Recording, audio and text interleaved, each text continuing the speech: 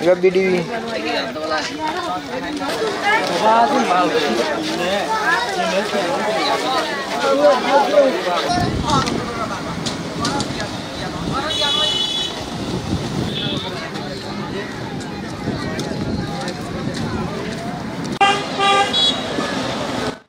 এটা ডেফিনেটলি 12.5 অর্ধেক কমে যাওয়া, এটা তো এটা ফুড সাপ্লাই যে এটা বেসিক, এটা ডেফিনেটলি 12.5 অর্ধেক কমে যাওয়া, এটা তো এটা ফুড সাপ্লাই যে এটা বেসিক ফুড আপনার যে চাহিদা সেটা ব্যাপক হারে সেটা ব্যাপক প্রভাব পড়বে, তার নিউট্রিশন সমস্যা হবে, এটা দৈনন্দিন খাবার দিয়ে দেওয়া তার জীবনযাপনে প্রভাব ফেলবে। তো আপনার যে কোনো কিছু হঠাৎ করে এটা অর্ধেকের বেশি কমে যাওয়া, এটা তো এটা নিশ্চয় ভালো সংবাদ না,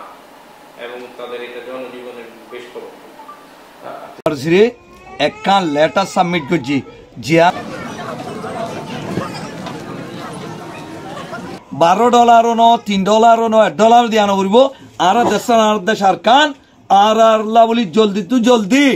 ইউএনএ আর কানাতে কান সেফ জুম করো আর টুপি দিয়ে আরে আর এখন যাইম বই আর ফুট তোরা বাড়ি দিবারি ব্যাহ হ্যাঁ নদলে রোহিঙ্গা পরবর্তী বেশি খরাক কামত জড়িত হই পুরা দুনিয়ার আছে পারেশান করিব দেয়ান তুলি দি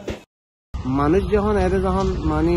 নিরাপত্তার সাথে খানা লোনা ইন ঠিক না পাইব একখান লাইফ একখান জীবন একখান জিন্দগিরে গুজারাইতে খাদ্য একখান ঘর তারপর পানি একটুরা টিয়া পয়সা এমনি সেই লাগব তাহলে জিনিস ইনত যদি মানুষ ইন মার উন্নত হইলে ইন ইটারার দাসে হন হাইন নতাইব কেমন মাঝে মানে ফজাত বাড়ি যাইবই আর দাসে মানুষ ইনার ইয়ান একটা ডর একটা ক্রাইম গিজে দে ইন্দিলা হইয়া যাইব।